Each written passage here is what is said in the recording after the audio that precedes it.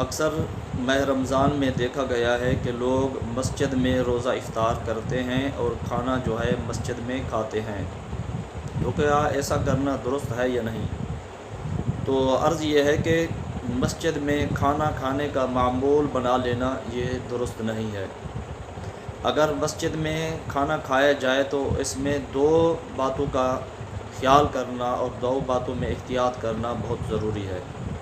وہ یہ، ایک تو یہ کہ مسجد جو ہے اس میں کھانے کے ذرات نہ گریں اور مسجد خراب نہ ہو۔